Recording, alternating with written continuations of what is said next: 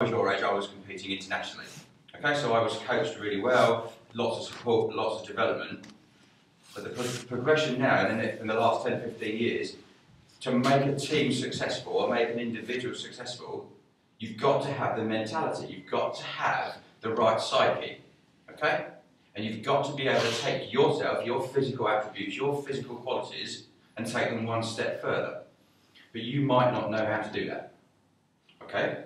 So we're just going to go through some questions and sort of conversations, and I need your input, okay? I'm going to talk a little bit about it. So from your point of view, what makes a good team? What does a good team look like? Well drilled. Okay, so they're well drilled. Discipline. Okay, so what do these words mean? Because I can throw these words out to you bored. So what do you mean? Sorry? Play to their strengths. Okay, so they understand their strengths, they know what they are, they know how to manipulate the game so they can use those strengths. Also knowing your teammates' strengths as well. Okay, so you understand each other. Okay. What else? Giving everything on the field. Okay. Yeah, bound with a lot of passion and aggression. Okay. Along with a level-headed. Right, so these are all fantastic words. If you put all these into a nice statement and said, right, at Sussex University rugby team, we're going to be passionate, disciplined, we're going to know each other's strengths, we're going to know how to play to each other's strengths, we're well drilled, we've got a good level of skill. That sounds quite comfortable as a team. Yep? Right, we're going to do that then. Off you go. Right? So I sat down and you said, right, your position on the team, right? I don't give a shit whether you're a new boy, old boy, fresher, come from an academy, got an England under-16 shirt, blow it out your arse, don't care. Clean slate now, right? And we start again. So if you want to sit here and say, I want to play 10, you need to know why. And you need to understand what you actually need to be the best 10 in this university. Okay? So what do you actually think you need to do to be the best?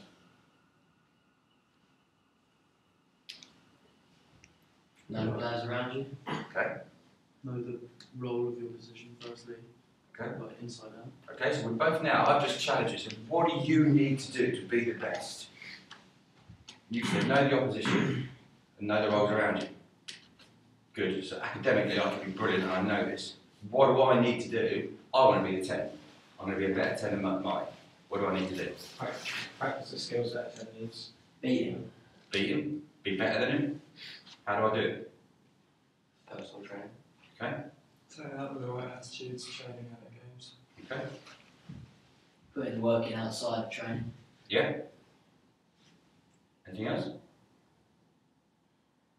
Work out what the role of the 10 is in the team that we're trying, the way that we're trying to play within it, and then work out exactly what you need to do to make sure you're hitting those attributes. Okay, so we can sit here and say, right, to be the best 10 in the world, you need to be able to X, Y, Z, and list all those key attributes. And how honest are you going to be with yourself about where you are against them? So here's a question for you. If I actually asked you and said, right, score yourself, pick the position that you play now, right? And just take it generally and take some time to think about it. So whatever role you take, right, 10, 9, whatever you are, score yourself out of 10, okay? 10 being fucking brilliant. 1 being, hello, it's my first day. Relative to...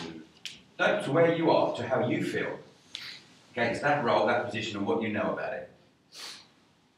And if you think you're fucking brilliant, I'm happy with that, if that's how you feel. Okay? So you've all got a number in your head.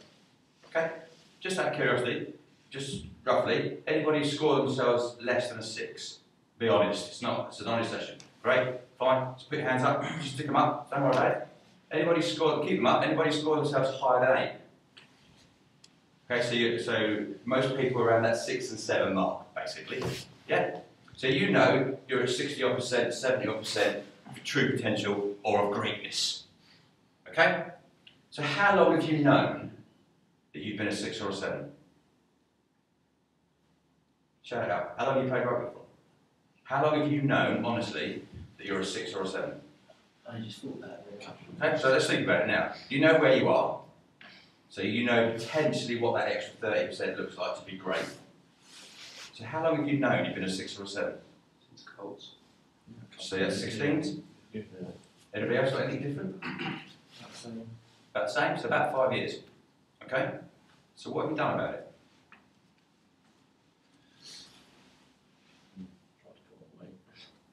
Okay, so you might have gone to the gym, whatever, yeah, beefed up over Christmas, whatever. It's a serious question. You're sitting here saying I'm at the bottom of the league and we want to be at the top of the league and I want to be better and I know what good looks like, but no one's done anything about it. And that's the attitude that needs to change. That's when you come to training and think, I wonder what Gav's got planned tonight. We'll do some of that. Actually, I've been here for what, I don't know, 12, 15 weeks. No one's actually come to me and said, I need to work on. Can we do a session on? Could you help me with? So there's a degree, and I'm going to put the onus on you, because it's your team, and it's your development, okay, and it's your desire to be at the top of the league, okay, on what you've done. It's your attitude, it's your commitment, it's your desire. You have to own this from this point on. I haven't got a fucking bag full of fairy dust that I can come out and sprinkle over you on a Monday and Friday and it's not worn off on a Wednesday. Okay? This is the kind of mentality we need to get together on. Okay? So it takes a massive commitment, it takes huge sacrifice to be the best, to actually be active and stay there. Okay? You've got to push yourself beyond what's expected. You've got to push yourself beyond on what your previous game plan, your previous matches, your previous experience you've settled for. Do you know what? I'm the first team 9. I'm the first team 9 at my club. Happy days. He's a fresher. He doesn't deserve to be the first team 9 because I've been in it 2 years. Doesn't count anymore. If you think you're the 9, the 10, the 12, the 4, the whatever, right, at the end of this session you will tell us, me, the guys, what position you want. And from this point onwards, you fucking earn it and you deserve to keep it. But if you don't, somebody else will have the mentality and the attitude to take it from you. That competition for places starts now. And it starts in earnest now. Okay? So you have a responsibility from now on, from your own development, your own training, what you do outside of Monday to Friday. Okay? You need to ensure that in those training sessions your work rate is beyond my expectations. And that's not me sitting there thinking I'm high and mighty. Okay? If I ask you the same question, you know, score yourself out of 1 to 10, do you score yourself a 6 or 7? Just be honest, if I might score yourself a 7, whatever it was, don't care. And then you ask me how I would score you. Would it be higher or lower? Lower. Okay? Does it matter? No, that's what I thought I could do. Absolutely. It's down to you. Couldn't give a toss if I scored you a 1. If you've got the right attitude, you'll do something about it anyway. The fact you know you're a 7 should be all you need to know. If you're serious about it and you want to be the best, okay, and you want to keep that shirt to the end of your university playing career, and you've got a bit of passion about you, you've got a bit of desire about you, and a bit of pride in the boy sitting next to you, that no one else is going to take it from you. It's irrelevant what I think, it's irrelevant what Lawrence thinks. Okay? Because you'll earn it, you'll deserve it, you will keep it. Okay? So this is the kind of approach we're going to take going forward. So 20 odd years ago, right, and probably 4 or 5 stone ago, okay, completely different sport, okay? And I'll be honest, I was running internationally, okay? So I was all over the world, all over the place, happy days, running, going to university in America on scholarships, different world, different person that I am now. Lots of different coaches get involved in you, okay? And that experience can be passed on. So whether you believe it looking at me, or you think I was 20 years old, okay? This is the approach and this is the mentality that I had, and I'm going to share it with you, and it's an honesty session. So this is the kind of way that I led my life over a period of about 5 years to be at that level, okay? And to put it into perspective, I was 17, 18 years old, I was sponsored, I had Nike endorsements, happy days, okay? So it's a nice position to be in, all right? So how did I actually set out where I wanted to achieve? I knew and I set myself a goal, okay? I set myself goals on fitness, on strength and performance standards, okay? And I had nothing, I had blinkers on that would take away from me achieving those goals that I set. Okay? And I had to be really honest with myself. Okay? If it was possible, if I had the commitment, if I had the time. I understand the pressures that you guys are under. I had to be quite brave. Actually, I know there's a guy running over there from a different country who's beating me. He's beating me regularly. So what's he doing? What's he doing differently to me? How do I find out what's, how do I get better? How do I actually say to my coach, I'm not fucking happy with this. I'm puking up after every training session, passing out after races. I'm not getting any better. I'm not beating this boy. But I need to do something differently. And whether it was work rate, commitment, technique, style, you need to go and ask for it. Okay? So those little goals, those challenges need to be set. You need to know what you want to achieve and what standards, physically, mentally, technically, tactically, you need to change to get better. Kind of what I'm saying with that is, you need to be in a position to give yourself the best tools to do the job you want. So if you want to be the best lock, you've got to have that jumping ability, lifting ability. What have you done about it? Have you gone to the gym and done plyometrics rather than just squats? Have you looked about what type of exercises give you that explosive leap? Have you worked really solidly on your core to be able to keep maintaining hip strength and core stability there whilst reaching over that way? What have you done about it? Have you got battle ropes out? Have you used stretches rather than just gone to the gym and done this so you look good in the vest? Okay, so let's be specific about what we can do. Okay? Also, Chaz is going to be around for some strength and conditioning sessions as well. So, like, if you do want to work on that, like specific line-out lifting, like what exercises to do for that, or like if you want to work on like power, if you want to be in the backs or a flank on that, he'll be there to guide you through that as well. So you just got to talk to Chaz, but that's got to be done in your own time, boys. Like that's to be not. honest, boys, for forwards, it's mandatory now.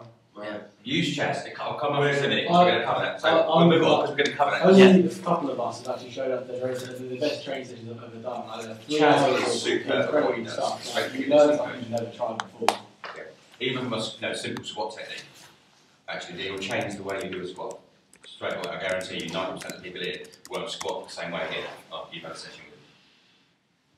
And then I looked at myself and I covered it. You need to eliminate avoidable mistakes. So what do I mean by that? What's an avoidable mistake? Miscommunication. Okay? Not quite. Okay? What's an avoidable mistake? Like as pulling a muscle, not stretching or something. Nah, think about it. Think simple. Yeah, fucking spot on. You don't make simple mistakes.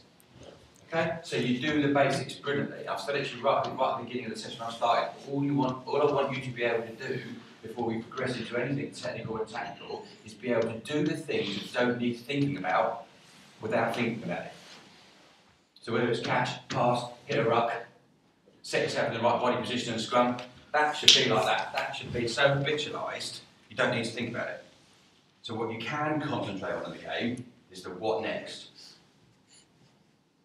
And that's where you'll get development, that's where you'll get gameplay, that's where you'll get game sense, that's where you'll get tactical awareness. Because you're not thinking, shit, here comes that ball, hands up ready, ooh, right body position, ooh, arms out, ooh, set my feet right, how am I going to pass, which foot's in front of the other? Yeah, how do I pass that way now, I've got my feet the wrong way around, fuck. That process is like that, doesn't even enter your head, it's natural. So doing the basics, really, repetition. Okay, so from a scrum half point of view, I'm just picking them. You know, that repetition in training. Can you make the path diving? Can you make it left? Can you make it right? Can you make it one-handed? Can you make it off your knees? Yeah. Can you make it under pressure? Can you make it with someone holding onto your shorts? You know, have we tried that? Do we know? Is the same pass going to be that consistent every time with someone just smacking your left leg away, back of a ruck? Do we practice those conditions so when they come in a game, it will happen? We don't in training. We're so general in training that we haven't got down to individual skills. So we are going to work on this as part of this process. I'll come to that at the end. Okay? Think about it also from people that you know. Think about it from a Wilkinson or a Farrell or Dan Carter, just picking those players, or David Beckham and Michael Jordan. So when training finishes, what do? You must have read the book, you must have seen it, really. They sit there. I mean, Farrell was on BT Sport the other night. He said that after a training session, he will do 30 to 50 kicks without thinking about it. He's not one of these guys that lines up, takes 4 steps backward, 1 step to the right, does this. He's not a Wilkinson. He knows where he needs to stay. He doesn't measure it. He knows the ball's there, and he just walks to that position. He's there. And then he has the visualisation techniques that you can work out whether you're kicking or tackling. And that's another technique we can come on to later. But it's that kind of repetition in training. If you don't get those skills right in a game under pressure, you're working too hard on the basics. Okay? So we need to extend the range of skills that you've got. We've covered this already. So when you go into a game situation, they're natural. But you need to think about it differently. You need to expand your skill set. So the hooker's not here, but here's the question. Why does the hooker throw in at a line-out? That's what it trains to do. Right? So who's the worst person to throw in at a line-out? Who's got the tightest shoulders? Whose shoulders are the most fucked during a game? And then we ask him to delicately throw the ball in accurately. So, just before I started playing, so 40, 50 years ago, the winger used to always throw it, because he does fuck all else. Right. So, in a line out, what does the winger do? Sits behind potentially the hooker and covers potentially. If the hooker doesn't make the tackle, it's the second line of defence, the fullback can cover that anyway, which sits 50, 40 yards over the other side of the pitch, hoping that we can spin the ball out. But we don't think about it, do we? But he's actually probably the best person to throw the ball in. So it's just actually thinking about what other skills you've got in part of the game. So if you're an 8, can you execute a good rubber? Because actually from a line break point of view, who's going to expect that? Whatever, we don't do it, we don't try it. Why not? So let's look at the action skills to expand our skill set. Okay? Here's a question, and this is an attitude stuff. You've got to have the mentality, you've got to feel that if you give enough during the game, you can win the match by yourself. Right? Now think about that for a minute. If you give enough, you can win the match by yourself. Right up to that final whistle. In the 79th minute, and you're 5 points down, you know that if you give that bit, you give your full potential, you can win the game. Okay? Now take that little bit out, because you're thinking, yeah, I can be a hero now. It's about, I could be really selfish and I can fuck up like this. Now think about it. See, every single one of your teammates on the pitch has got that mentality. What will happen to your gameplay? What will happen to the attitude? What will happen to the commitment? If every single one of you has got that fucking belief that you, giving that little bit extra, will win the game. Just think about how powerful a 15 you will become. But you potentially go out that pitch now thinking, shit, we're fucking down again, boys, it's going to happen again. That's where we draw the line in the sand from this point onwards for the rest of the season. That attitude, that belief in training and on a Wednesday, that sort of approach makes a difference.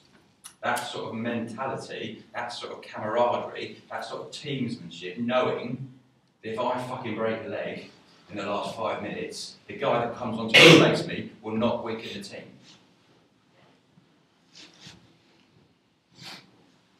Okay, so you've got to be more focused, not on what you do well, not on that 1 to 7 that's got you where you are, but on that 7, 8, and 9, and 10. Okay, on the things that you don't do quite so well. Okay, you've got to reject any amount of complacency. Now, actually, you're there, you look around, you looked at the merit team, you looked at the new boys that turned up. Do you know what? I'm quite safe. Because there's going to be 14 other people working a fucking sight harder than you. And actually, my mentality is if I've got somebody on the pitch that thinks he's got the fucking shirt sewn on his back, and we'll train that way, but I've got someone in the merit team that fucking's got the right desire, the right attitude, maybe hasn't got the same skill set, I'll tell you which one I would pick. Which one I would want to be playing next to. I want to be playing next to the guy that in training pukes in the bushes. Because I know how much commitment and desire he's got.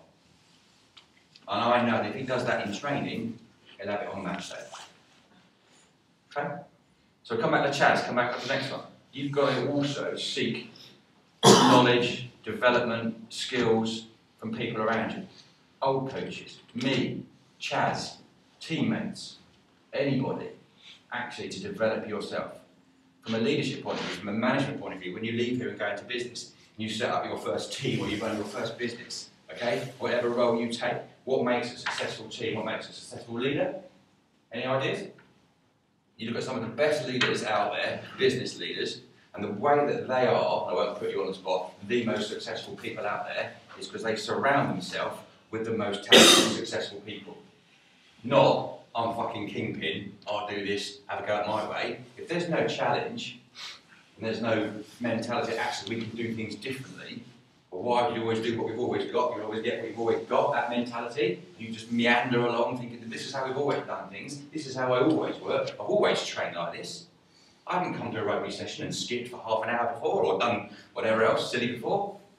Yeah? Or stretched this way, or spent half an hour working on my hamstrings because I fucking pop the ball out the back of the scrum, I can't get low enough, or whatever it might be. So we've got to challenge ourselves in how we do things, and how we get the knowledge and the development. So if you come to a training session, the way we're going to work going forward is I'm going to ask you at the end of this little session to think about the position that you want, okay? So if it's the 13, all right, and you want that position, I'm going to ask you to list me, and it's going to take you 20 minutes between now and next week. All right, key attributes for that 13. And I'm going to ask you to do it technically, tactically, mentally, and physically. I'm going to ask you to rate yourself against it.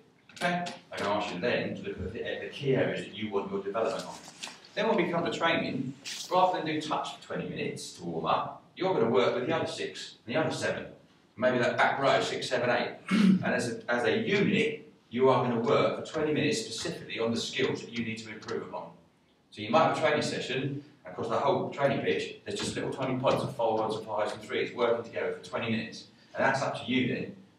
Me and Chaz can't be in every single one of those little zones at once. We can help you with the drills and skills and technical stuff you need to work on, or different options, and we can give those to you. And I can give them to you as almost a fucking textbook if you wanted, but that's your chance to specifically work on the skills. And then we'll put it into game-based situations. Then if it's not working, we'll take it back out and put it into the skills. And then we'll build the pods together. So the back row, we're then going to work with the 9, 10, 12 channel. Actually, if we need the 6 and 7s coming into the back rows and then the back row moves. Actually, yes, we should. The second phase of the second phase. Where's the 4 and 5? Okay, because they should be coming into that back row move. So do they know the back row moves? And boys, this where you're going to be working in these these pods against positions. This is your chance to prove to Chaz and Gav, who are now going to be picking the team, that you're the fucking better one. That you're the better one. So you're going to have to put it in against your other props that you're doing it against, or your other second rows or fly-offs. Because you're gonna nominate yourself to a position and go for it, and go for that position. We don't want everyone hazing around going, I can play here, where do you want me to play, and all that. I want you to fucking pick your position and then earn it against your other man. Because that's the only way you're going to get game time, isn't it? And that's the way we're only going to improve, by everyone putting their all in. Okay. The other thing you need to think about, we talked about your training outside of training, and how you go to the gym is where you develop yourself. Okay, you've got to look at your lifestyles as well, boys. You're university, you're young, I appreciate that. I'm not going to stop you enjoying it. If you don't enjoy what you're doing, you won't put the effort in. I just want you to think about it, focus about it from a recovery point of view, post-match. Make sure you've got enough energy levels back in, pre-training, pre-match days, that your body's right. That means simple, basic stuff, like you don't sit up till fucking 4 o'clock on Tuesday night watching whatever you watch. Yeah? Or you don't eat shit the day before, so actually you're really hungry on Wednesday morning, then you put 5 grams of carbs in your body too late, and you get that sugar dip on match day, or you run out of energy at 60 minutes. So what do you eat at half time? What do you do at half time in these matches? What do you eat at the moment? Nothing. Okay? So, but you expect your body to be able to put everything in until 79 minutes, and you haven't refueled. So what type of energy do you need to do at half time? What do you eat 2 hours before the game? Is it quick release, slow release? Do you know what you should be eating? Yeah, Chaz is going to put this up as well. Right, so this is where we need to be. You know, it's changed a lot. When I was playing football at this level, we used to eat Jaffa cakes at half time. Best thing you can possibly eat. A little bit of carbs, a little bit of sponge, a little bit of sugar, just get you through the second half. We go further, does the same thing now. Eats Jaffa cakes at half time. You know, it's a great nutritional tip from Gavin. Don't tell Chaz I said that. Okay? This is for me. This is one that really used to resonate with me and really used to make me push myself. Okay? And it was something that said to me, become acquainted with exhaustion until you see it as a friend who lets yourself drive you harder than your opponent can. I'll say it again and read it properly. Become acquainted with exhaustion until you see it as a friend who lets you drive yourself harder than your opponent can. Think about it. So when you're at training and you're pushing yourself, but your 6 gets to the ball quicker than you. Why? Why did he get there quicker than you? Just put the extra work in outside. Could put the extra work in. Could be naturally quicker than you.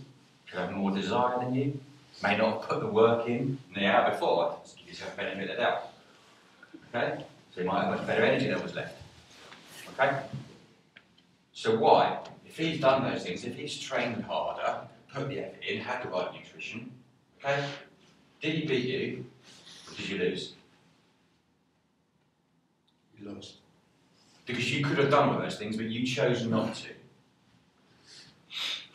Okay? And that's the attitude. Actually, there's no fucking way that you deserve to be on the wing. Because I'm better than you, you just train harder than me. Okay? So who's forwarded? Absolutely. And that's the ownership you need to take out of this. Okay? That you can do something about it, and the only reason that you're not getting better, doing something, getting stronger, getting fitter, getting faster, got the right mentality, is because you've been complacent. Okay? Or even lazy. Okay? You got to have the desire to do this, boys. That's where I'm coming from. You've got to be willing to give this commitment. You've got to be willing that 100% cliches isn't enough to give that extra little bit. Okay? You've got to be able to know that when you're fucking blowing out your arse, that actually the team needs you, and you can't go like I did 2 times ago, hide on the wing because I was absolutely blowing out the arse. Okay? And then come back in the rest. You've got to be able to give it 100% of the time, always. Okay? You've got to set those standards high. Okay? You've got to work higher than my expectations. You've got to work harder than you have done before. You've got to realise from you personally why. Okay? Some of you guys will finish your university careers, move to a different town, and not get into the first team of the town you're going to. So won't be able to play potentially the same standard of rugby again. So fucking make the most of what you've got now. Some of you, sitting here to the end of the season, have no idea what transfer freshers are turning up next year. So this could be your last chance to be in the Bucks team. Because next year, this guy comes on a placement and he's fucking awesome. And what are you going to do between now and then to make sure that you're better? It happens all the time, boys, that does. Like, it happens all the time. It happened to me in first year. Someone came back off like a half-term replacement, like Joe McGadgy, and just completely knocked me outside. And I was like, gutted. So I really had to work for my place to get in the varsity side. Really had to put it in. So really put it in, boys. That's what we're asking. But come back to the bit I was at the beginning. You set yourself goals. You've got to set yourself a goal. So you might set yourself a goal, and I'll be honest, I asked the guys outside to where they want to be at the end of the season. What goals have you got? And that is brilliant, so I'll quote it. Actually, between now and the end of the season, I do not want to lose another game. Right? And for me, that's in training too. That's the approach we need to take. Okay? If we don't achieve it, it won't be through fucking lack of trying, but that's an achievable goal. That's because you know that those teams that you play, potentially apart from a cup game, that you can beat them. And what stopped you beating them before, from feedback I've not seen you play competitively, is inexperience, silly mistakes. Okay? Which you can change. Okay? So those goals you need to have, and as a team you need to have one. If it sticks with that, because you don't want to stick your neck out and say what your goal is, or what the team goal is, if that's what you want to achieve as a team, that's what you pin on the changing room wall before you walk out the door. That's what you have on your t-shirt when you whatever it is, tattoo it on your fucking arse, I don't care. If that's where you want to be, that's what you live and die by between now and the end of the season. But individually, you need smaller goals to get there. You've got to have stepping stones to achieve that goal. You've got to have stepping stones between now and the next game to not lose it. So it could be you come to training as the 10 and you don't drop a single ball. And I mean at all. I mean between the drills, between the games. When someone throws you at you or take the piss from behind, yeah, you don't drop a single ball. It could be as a 6 or a 7 that you don't miss a single tackle in any drill or any practice. So how do you do it? And it's about concentration. It's about concentration in the training sessions. Because what stops you doing it? Unless you haven't got that basic skill, it's because during that training session, you switched off. You thought, I'm tired. Fatigue got the better of you. Boredom might have got the better of you. Repetition might have got the better of you. Looking at see what they're doing, looking to see what your opposite number's doing. Got the better of you. That concentration level dropped. Well, you can't afford it. 4 hours a week, you need to be at your peak concentration to show everybody around you why you deserve to wear the shirt you're going to wear on a Wednesday. It's achievable. Those goals aren't unrealistic. Could you come to a training session and not drop a ball? times you do it? Fucking all the time. And boys, we're cutting out training with like, we're going to do more for like first team training, so there will be like less fuck ups because there'll be more. Like you're gonna train in your teams. Yeah. Okay? It's going to be brutal, it's not going to be fair, it's not going to be as inclusive, it's not going to go with the mentality that me as a coach that's all inclusive and nice and warm potentially is comfortable with. Because actually, my remit is also, as much as it is to perform, is to get as many people playing and enjoying the sport that you all love. Okay? That's fair, that's where I come from, but actually now you've got to see yourselves, and it's a conversation again we had outside, as the elite set of this group of 18 lads that signed up at the beginning. You're the alpha males. Okay? You're the arrogant fuckers. Right? And that's how you're going to train, that's how you're going to approach things. That's how you bond as a team. That's how you work individually. No one fucking deserves to get near your shirt. Okay? So there's one more thing that goes with that, and it comes into that attitude, and there's a little, really, you've probably all seen it, everyone done that little thing. I won't waste any time in it, where letter 1 is A, letter 2 is B, you've seen this? No. So letter 26 is Z, yeah? So if you did it on a board and wrote 1 to 26, A, B, C, D, so each letter is worth a value, okay? And you made a word up, and you added all the letters that go with it. So you added up a word like skill, okay? And look at this percentage. So you use all those letters, skill comes to 63% for the letters they work. This is a coincidence game, I won't waste time on it. Look at ability, it comes to 78. Look at knowledge and things like that, it comes to 96. Look at hard work, it comes to 98. There's only one word that comes to 100, and it's attitude. Is it a coincidence? Is it bullshit management speak? You can play with it, okay? But it's a strange one to think about. So for me, look at it from a training point of view. Look what I'm asking you from now to the end of the season, in every training session, in every match. I'm asking you not to cut corners. I'm asking you to push yourself. I'm asking you not to cheat. I'm asking you not to slow down. If I ask you to run to fucking 40 metres, you run to 40 metres. You don't run to 35 and then coast to that last 5 metres because I asked you to run to 40 metres. Right? I'm not fucking big stick, whack you. It's your decision. If you want to run to 35 and everyone else is running to 40, see you on match day. Because I know at Brighton once, we run into 40 metres. And then they'll slow down. Not to 35 and coast in. Okay? So I'm asking you not to take these shortcuts. I don't care, and I've said it all along. If you can't fucking walk the last 20 metres, okay? You can't run the last 20 metres because you're absolutely blown out your arse. I'm happy with that. But don't fucking walk it. Jog it in. Finish it. Put it in. Don't cheat. If you cheat in training, you're cheating the game. You'll cut the corner. You'll come in from the side. You'll go hide. You won't make that run. You'll drift to pretend to be out of position so you couldn't make it. We've all done it. When that tackle's made and you know your mate's just sprinting past you, made the tackle, you drift back, make yourself look a little bit further away from the tackle zone because you couldn't have made it anyway, could you? You know you've done it. Yeah? So don't cheat yourself. Okay? If you cheat yourself, you're letting 14 other boys down. Okay? And it also tells me a lot about your attitude. It tells me you might have set yourself all these goals and done the exercise, but it's a fucking pointless exercise if you turn up to training and cheat yourself. Okay? And the final thing, these are things that work for me. You can take what you want out of it, do what you like with it, set your own versions of it, is learn. Learn from your mistakes. Learn from experience. Learn from people around you. Learn from the opposition. Learn from how you feel. Learn from how that made you feel. Okay? Wishy-washy stuff potentially, but how do you feel when you lose a game? Shit. Right, so when you go into training the next day, how do you feel? Shit. So how are you going to train well feeling shit? What's your mentality like? What's your psyche like? To work and learn from it. How do you cope with it? How do you go into a game thinking, right, I'm playing Brighton ones, and out walks the 6, and he's fucking 6'4", built like a shit brick house. How do you feel? What are you thinking? Be honest. Because I know what I'll be thinking. If I walk out and I'm thinking, shit, I'm not playing 9 today, I'm playing 12. Fuck, look at their 12. Look at their team, they're massive. What do you think? Yeah, it's hard. Okay. So the mentality, the approach, okay. It's an honesty session, but I don't care. I'm the same. I've played for longer than you've been alive. And I'll still see boys walk out and thinking, oh, fuck yeah, look at the size of him. Shit. Okay? So you've got techniques to deal with it. Have you? Huh? From front up's a technique. So think about it, okay? So look, this is a really simple visual game, right?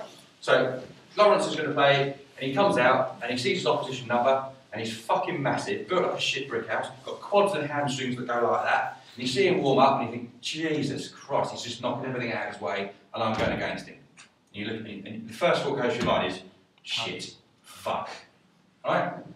So now imagine him twice that fucking size. You just imagine someone 6'4", fucking built like a shit brick house, knocking people out of the way. Now imagine him twice that size. Imagine like a fucking freak of nature, an absolute monster, and you got to play against him. Now what are you thinking? Might as well go for it. Okay, fantastic. Right? Now imagine him half that size. Half the size he is. Yeah. Now play. What are you thinking? Yeah, you think, I'll do him? No. Yeah. I'll have a go. Yeah? But would you go out there looking at him and think, he's actually physically or mentally small? You wouldn't. But visualisation from a technique like that can actually change your whole concept of how you will play against somebody. You go out and think, fuck. I go out and think, right, you could be bigger. Yeah? Now I'm going to imagine you smaller. I'm still going to tackle you the fucking same way. I'm still going to go low, so I'm not going to bring you down. But the visualisation technique works the same way. Same way if you line up on that 10 metre line and you're thinking, shit, that guy's opposite me. So visualisation, I know what I'm going to do. I know you're going to come at me fucking chopping quick. I know I need to get 4 or 5 yards forward, be on my toes, get nice low body position. And I know I'm going to fucking take your kidneys and ram them up your throat. Okay? That's what I'm going to do. That's what I know I'm going to do. That's the attitude I'll go into every tackle with. That's the visualisation. It's little techniques that I can help you with this from a psychological point of view. Simple stuff, you go into management, you go into meetings, you go to meet anybody in your daily life, and someone says, how you doing, mate? You say, alright. So the mood you're in is what? Alright. Someone says to me, how you doing, Gav? I say, fucking brilliant. What mood am I in?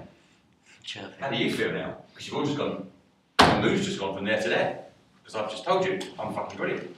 I'm feeling fucking awesome.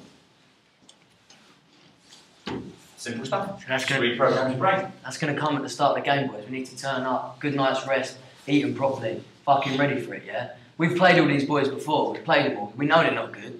We know like they're just average boys. Yeah, we're going to play some lumps, but they done fuck all against us last time.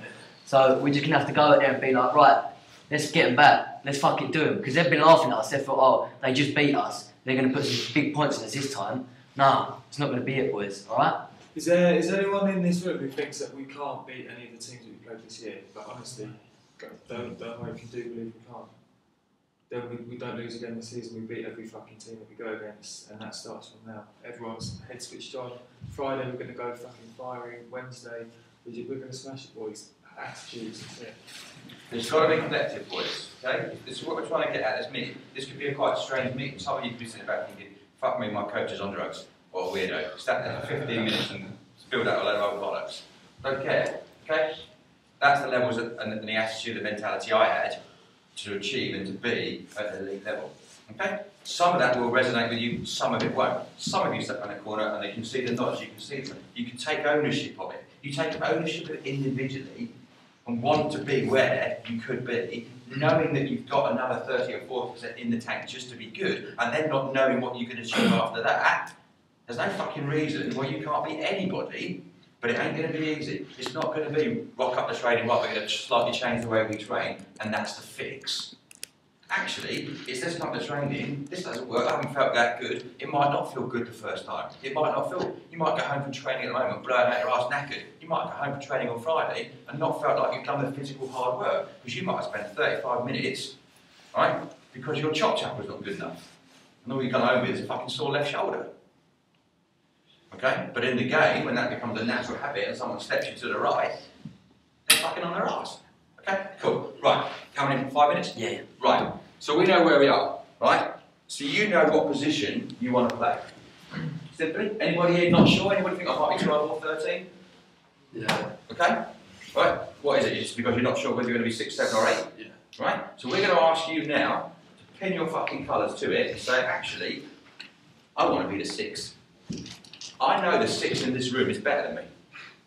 Right? I don't know who, okay? Right? I want to be an 8. I know the 8's got more ability, more skill, more this, more power. I don't care. If you want to be the 6, that's that fucking shirt you're having. That's the desire. Take the friendship out of it. Take the fact you room with the 6 out of it. That's the mentality I want. Because I know if you get to the high enough standards, I can't pick between 2 6s, right? But actually, you both accelerate because you work so fucking hard together at 6s that the 7's irrelevant now. Yeah? You'd rather play 7 than not. Okay? So I'm comfortable with it. But what I'm asking you to do, stick your fucking hand up and say, I want to be that, the 9, the 10, whatever it is. Okay? Then I'm going to ask you to do a piece of work. I'll stick it on the Facebook page. Okay, so you haven't got to take notes today. I'm going to ask you, and it will take you 15 to 20 minutes. Alright? So it's not a huge amount. I know you're busy. I know you've got jobs at work, blah, blah, blah. Alright? Don't overthink it. Yes? Right? So I'll stick it on the book. I'm going to ask you to put down 4 or 5 of your key attributes for your position under technical, tactical, mental, and physical.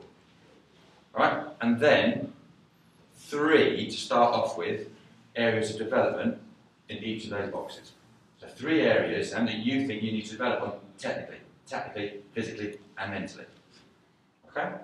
Then we can start, I can start on the basis of that. It won't be as quick as potentially being able to do it Friday, because you won't get it there. So Friday will still be a transitional training session. Okay? After that, I know I've got 6, 7, and 8, and actually all of them identified they can't pass left. Okay? And then we can get really specific in the training to get you all to a level where you've got no excuses. And that's my job from now on. Right? I am going to take away every fucking excuse that you come up with if you lose a game. Okay? Fair? Good. Any questions? Right. Good use of an hour? Yeah, brilliant. Thanks, Gav. Really helpful. Yeah. Yeah. Yeah. Just a quick heads up, boys. We want everyone to start from the next position now. And is it right they put on your laptop? Yeah. Who wants to go, Lou said? Yeah.